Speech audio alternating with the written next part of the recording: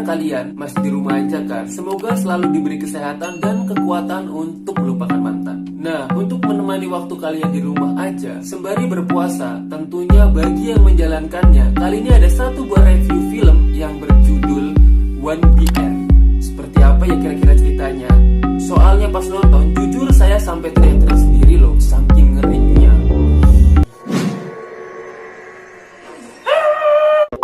Yaudah, yuk langsung saja kita saksikan review dari film One BR berikut ini. Haven't you been getting my calls? I've been busy. When are you coming home? I'm staying. They put that system in a few years ago after a break-in. Don't worry, neighborhood's a lot safer now. One BR merupakan film bergenre thriller yang menghadirkan teror mengerikan terhadap penghuni baru di sebuah komplek apartemen yang pada awalnya tampak damai dan menyenangkan. Alur cerita dari film ini terdapat pada seorang wanita yang bernama Sarah.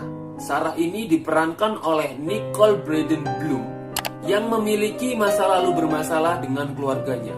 Lebih tepatnya sih masalah dengan ayahnya yang ketahuan selingkuh dengan perawat dari ibunya yang sedang sakit. Oleh sebab masalahnya itu, Sarah memutuskan untuk meninggalkan masa lalunya, juga tempat tinggalnya dengan alih-alih magang pada suatu perusahaan yang jauh dari tempat tinggalnya sebagai seorang desainer kostum. Karena memutuskan menjadi seorang perantau, maka pada saat itu mau tidak mau Sarah harus mencari tempat tinggal baru di kota tersebut. Akhirnya Sarah memutuskan untuk menyewa sebuah kamar apartemen. Apartemen damai dan menyenangkan dengan syarat awal tidak boleh membawa peliharaan dan merokok. Nah, ini berhubungan dengan judul dari film ini yakni One BR atau singkatan dari One Bedroom yang merupakan istilah yang sering digunakan untuk satu ruangan apartemen yang hanya terdapat satu kamar saja di dalamnya. Jujur, di awal film ini, ketika melihat suasana komplek dari apartemen tersebut, saya pribadi sebagai manusia yang tersusun dari 99% unsur introvert dan 1% hati yang ambyar, merasa ingin sekali tinggal di sana karena para penghuni komplek yang merupakan tetangga Sarah ini tampak sangat ramah dan menyenangkan.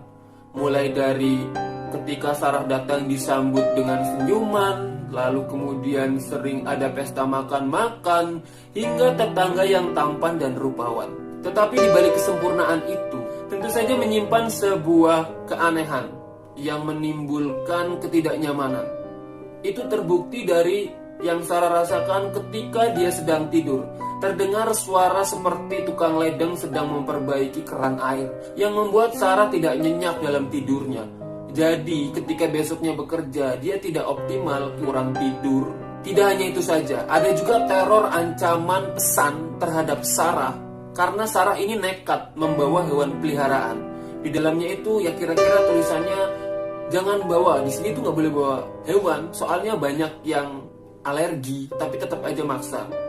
Dan hal ini pun Sarah ceritakan kepada teman sekantornya. Nah, ketika bercerita itu, teman kantornya akhirnya memutuskan untuk di apartemen itu. Nah, di situ Sarah berpesta. Tadinya sih diajakin sama tetangganya untuk pesta makan-makan, tapi dia malah justru milih pesta dengan temannya sendiri. Dan di situ muncullah sebuah dialog yang dimana Sarah memutuskan besok akan mencabut kontrak untuk tinggal di situ, alias tidak jadi kontrak di apartemen, coy. Tapi naasnya belum juga pindah. Malam itu Sarah langsung saja masuk ke dalam awal ritual yang mengerikan. Kejadian dimulai dari terdengar suara timer dari oven. Sarah pun kaget kan, waktu itu dia sedang tertidur. Dia kaget, dia bangun menghampiri oven tersebut. Jika dibuka, yang ada di dalamnya apa? Itu kucingnya, coy. Gila gak sih kucingnya di oven? Dan tak lama setelah dia merasakan kengerian dan kesedihan karena kucingnya di oven, muncul seorang lelaki yang menyekapnya dari belakang.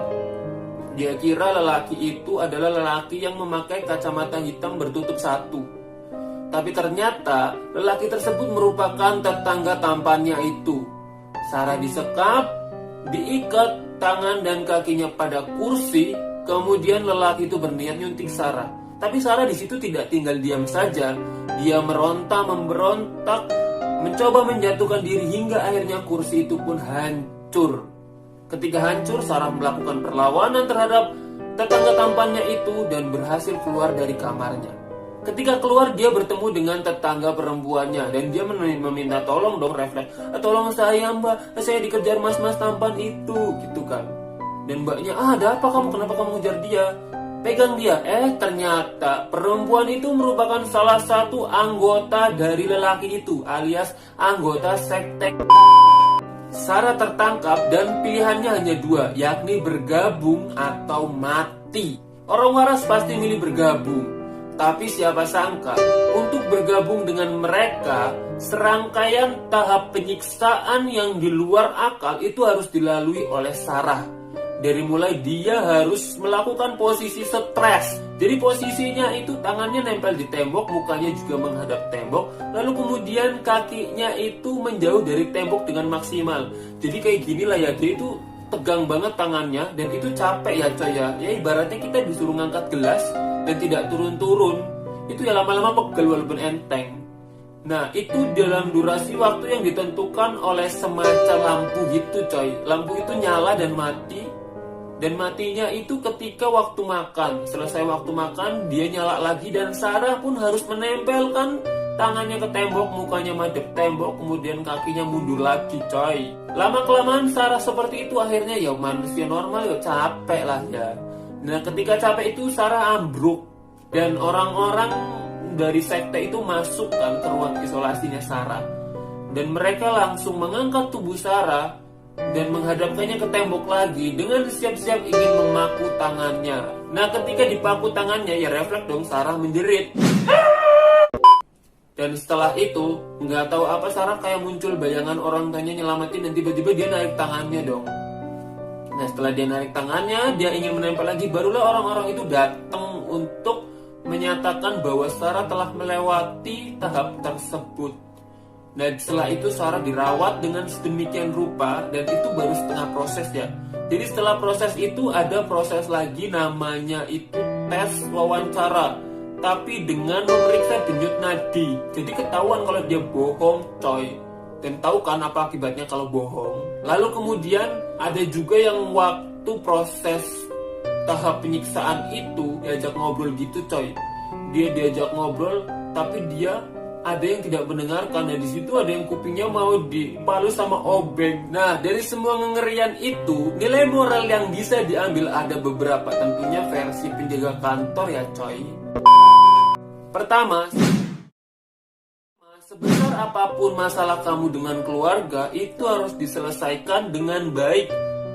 Ibaratnya ngobrol ya coy ya. Pokoknya apapun kalau diobrolin itu bakal sampai pada titik temunya. Kadang tuh masalah muncul karena kita tidak saling terbuka dan ngobrol. Buktinya ada salah satu scene di mana ayah Sarah itu menuju apartemen tersebut untuk menemui Sarah dan meminta maaf.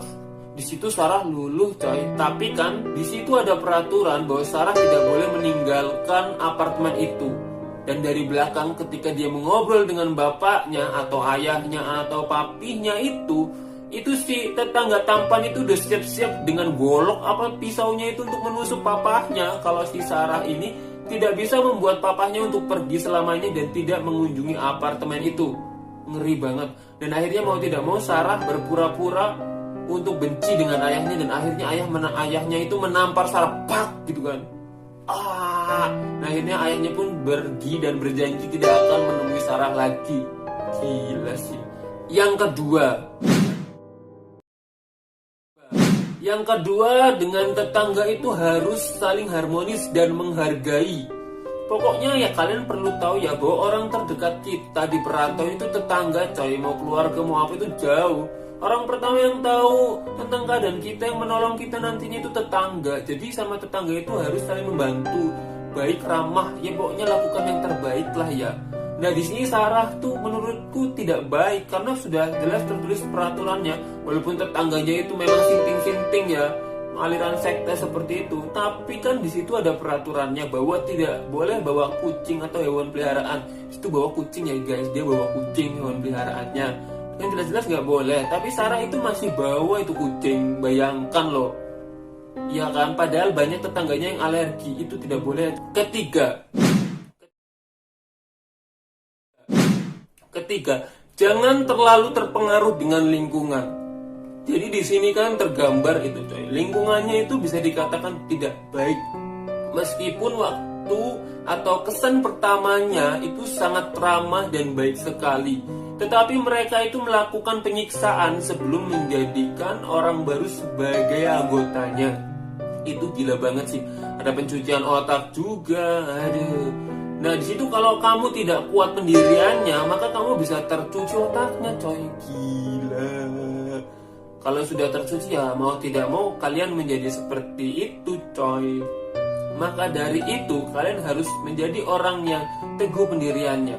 Nah, justru sebaliknya, kalau misal lingkungan kalian baik atau lebih baik daripada diri kalian, manfaatkanlah lingkungan itu untuk menjadikan diri kalian menjadi lebih baik lagi. Ya, mungkin itu saja untuk video review film kali ini. Semoga bermanfaat dan kalian tertarik untuk menontonnya, karena saya sampai teriak-teriak, gila sih. Ya itulah ya, jangan lupa like, komen, dan subscribe channel ini. Karena watch time-nya masih jauh dari harapan. Mohon dibantu ya. Sampai jumpa lagi di video selanjutnya. Dadah. Wassalamualaikum warahmatullahi wabarakatuh.